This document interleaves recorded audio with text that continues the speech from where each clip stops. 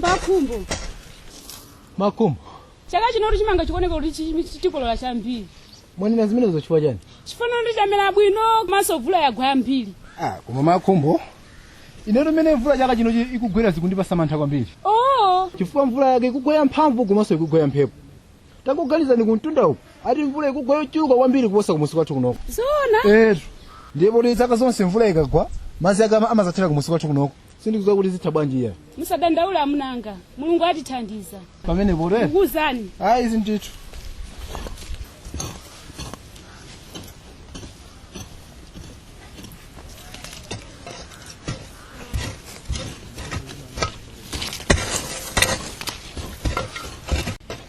Mama.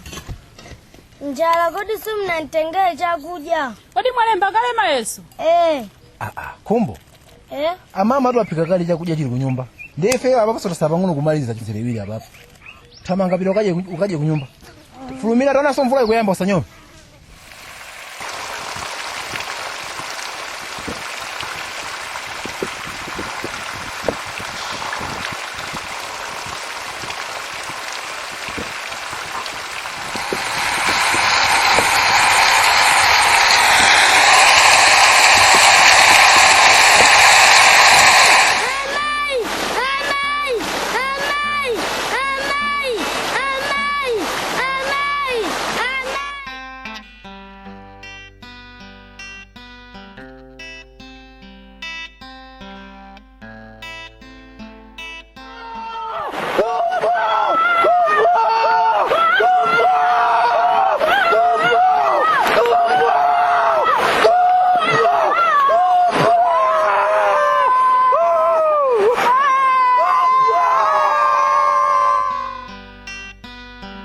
Mvula yobasamantha mazi kusefukira lelo mwana wapita mbewu zapita ziweto zapita Wawatu fumu yanga. Wawapili. Takulandirani. Fikani. Khalani pampando. Zikumukwambiri ndima yanga.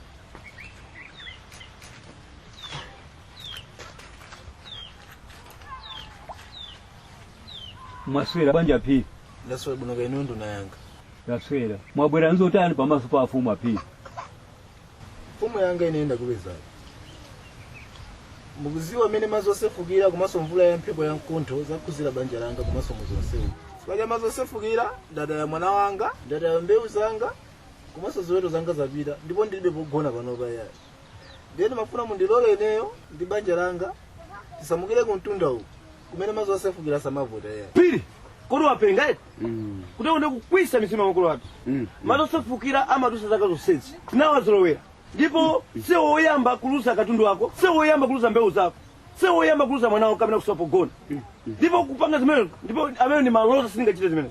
Mfumu yanga, mbewu zathu zonse zapita nanga kusogola kuno tisadya chani. Pili, vesera, akulu ali pano. Abadula konkuno, akulera konkuno, ndipo mazosefukira nawo apeza, ndipo azawasiya. Ukuganiza kuti zaka zonse zamadya chani. Imene ne ntchito ya boma.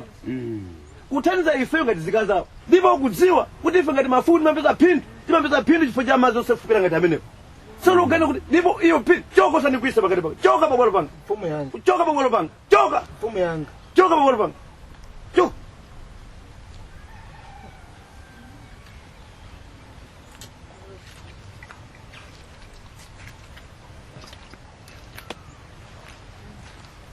Mfumu yanga.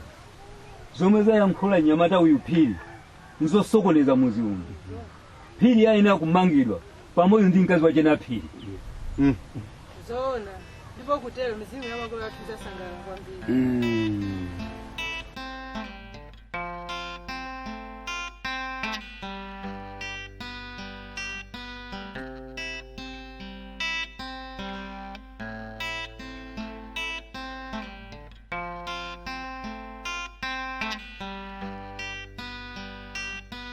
Behind the tree, behind the tree, behind the tree, behind the tree. Atu nosameni masonkhana pano. Ndati ndikuuzeni. Pili lina Phiri nge amene apha afumu ammuzi muno ndipo mizimu yakwiya kuchinja zopsa ineyo ngati nthumwi ya fumu ndikufuna ndikulamuleni kuti anthu amene waphedwe ndipo adulidwe makosi akatayidwe kusinje wa Chilaliva ng'ona zikawadye. Anyamata gwirani ntchito. Ndifuna ndikonze pamenepo kuti amunanga amene anali mfumu amuzuno sanachire kuphedwa ayi koma munanga ayi na madola nthenda ya mtima ndesaka zimangati akamba kudwala timatenga sisi wamtengo inako ndikwamwesa amene amachirisa pano fanako goloka mtengo umenewo mati pano pali basi zimene chimachirisa mkazi wake na kumasulidwa chete ndadukaye chete tamasulana kumasula mene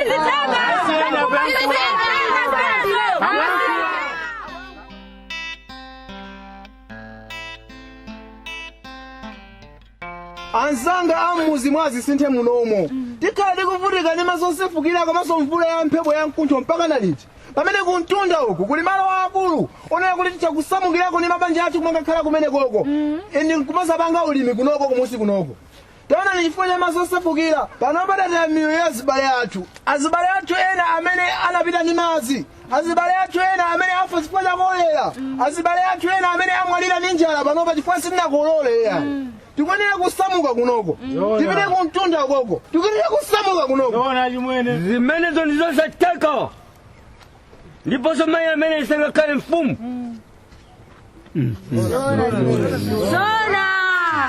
Ani ndiona.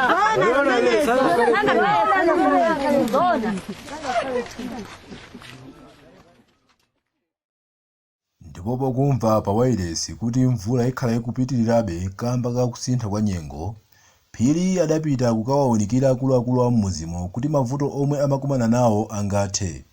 Povomereza muzi wonse udasamukira kuntunda koma malo akumusiko adawasandutsa aulimi. Adazala mitengo m'mapiri mbali mwa mtsinje komanso pa khomo pa aliyense. Adamanga nyumba zolimba, adasiya kulima mbali mwa mtsinje, adakumba ngalande zodutsamo madzi, adakumba madamu osungiramo madzi, adazala uzu wa vetiver malo ovuta madzi, adamanga mizere ikuluikulu yotchingira madzi m'minda komanso m'madambo, adakumba maenje otayiramo zinyalala. Popewa kolera adayamba kuteteza madzi ndi waterguard. Adayamba kusamba m'manja ndi sopo nthawi zonse akagwiritsa ntchito chimbuzi komanso akafuna kudya komanso akasamalira mwana. Adayamba kusunga chakudya m'matumba komanso zipangizo zina zogwiritsa ntchito pa ngozi za zizizi. Adakhazikitsa lamulo losadula bango komanso mitengo m'mbali mwa mtsinje. Adakhazikitsa gulu la akuluakulu a m'muzi loona ngozi za zizizi. Mavuto omwe amakumana nawo anthu a m'muzi mwa zisinthe ni mbiri sopano. Anthuwa ndiozidalira pa chakudya komanso pa chuma ndiponso ndi amoyo wa thanzi. Poona kupindula kolera lana, akuluakulu adaveka ufumu mayi mfumu. Ndipo lero muzi wonse ukukondwera kupezeka kwa akhumbo mwana wa Phiri yemwe adapita ndi madzi koma adapulumutsidwa atasakama kuseri kwa mtengo omwenso umapita ndi madzi ndi bambo wina wachifundo. Pokumbukira zinachitikazo, mfumukazi yamema ana onse asukulu komanso makolo kuti ana asamawoloke okha misinje nthawi ya mvula pokhapokha ali ndi munthu wachikulire. Anthuwa lero ndi chimwemwe chokha.